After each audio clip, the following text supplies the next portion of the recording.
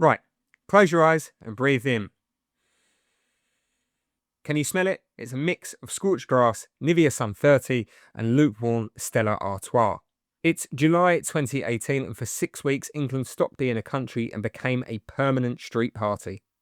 We had the waistcoat, we had Harry Maguire's slabhead, and we had a group of players that actually seemed to like each other and, miraculously, the country also seemed to like back. Kieran Trippier had just curled a free kick into the top corner in a World Cup semi-final. 5 minutes in and we weren't just dreaming of the final, we were practically booking the tickets to Moscow. But then the clock hits the 30-minute mark. England are dominant, Croatia are leggy. And then comes the moment that has been replayed in nightmares of England fans from Plymouth to Newcastle. Harry Kane is through, Raheem Sterling is square. He's practically pointing at the patch of grass where he wants the ball to go. Instead, Kane takes the shot, Daniel Subasic saves it, and on the rebound, Kane hits the post. The chance, unfortunately, dies. I'm Ned Keating, and today we're looking at another sliding doors moment. What if Harry Kane had looked to his right? What if he had passed to Raheem Sterling? Would football have finally come home in 2018? In the world we live in, that miss was the turning point. It gave Croatia the belief they could survive. They weathered the storm. Even Perisic turned into Ronaldinho for 20 minutes, and Mario Mandzukic ended the dream in extra time. But in our reality, Kane squares it, Sterling taps in, and England are 2-0 up before the half-hour mark. Now, you have to remember the context of that Croatia team. They were exhausted. They had played 120 minutes plus penalties against Denmark in the round of 16. They had played 120 minutes plus penalties against Russia in the quarterfinals. They were running on fumes and adrenaline. A 2-goal deficit against a Gareth Southgate team obsessed with ball retention and defensive solidity. It was practically a death sentence. Croatia would have had to come out, leaving gaps for Sterling's pace, and England likely would have picked him off for a third goal. We cruise. We don't just win, we dominate. We go into a first World Cup final since 1966 with a squad that hadn't even broken a sweat in the second half. The nearly men tag? It doesn't exist. Instead, we have a group of young lions who feel invincible.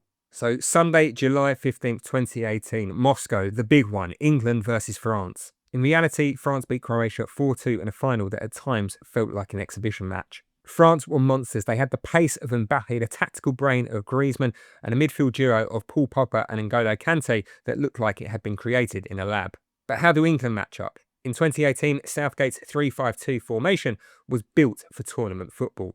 We had the love train at corners. We had Ashley Young and Kieran Trippier providing world-class deliveries. If England went into that final as the team of destiny, the psychological weight shifts. Think about the individual battles. Walker v Mbappe, Maguire v Giroud. Does Jordan Pickford have the game of his life in goal? In this universe, England score first, likely from a corner because 2018 was the year of the set piece. France would have to chase, and as we saw in 2022, when France have to chase, they leave gaps.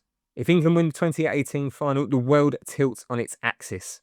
We're not just talking about a trophy, we're talking about a complete redemption of English football. No more years of hurt songs, no more inferiority complex against the big nations. Gareth Southgate doesn't just get a waistcoat at Madame Tussauds, he gets a statue on the 4th plinth in Trafalgar Square. The ripple effect on Harry Kane's career is the most fascinating part of this multiverse. Right now in 2026, the stick that everyone uses to beat Harry Kane with is a lack of silverware. The Spurs Spursiness and the trophy cabinet that so far only contains a Bundesliga and a German Super Cup. But if he passes to Sterling in that semi-final and England go on to win that World Cup, the narrative dies in its sleep. Kane becomes the greatest English player of all time, undisputed. He has a golden boot and a World Cup trophy by the age of 24.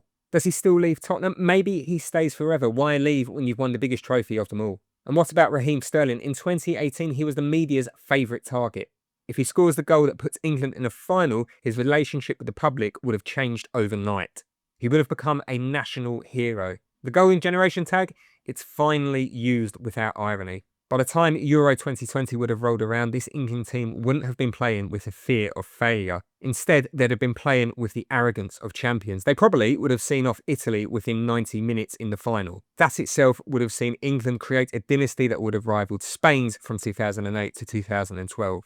So we have to ask, was Kane selfish or was he just being a striker?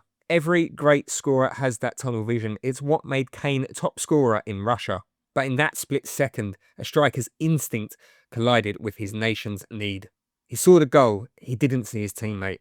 If Kane scores, he's a killer, but because he didn't, he's the man who forgot to pass. It's one of the ultimate sliding doors moments. 5 yards to the right, and the last 8 years of English football history is completely rewritten. No heartbreak against Italy, no penalty agony against France, just a decade of dominance instead.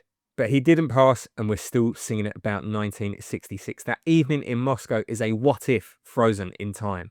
What do you think? Was it the pass that cost us the World Cup, or were France simply going to be too strong anyway in the final? And be honest, did you scream at the TV when he didn't square it? Let's settle that debate in the comments. Subscribe for more stories where the archives meet the absurd. I'm Ned Keating, and I'll see you next time.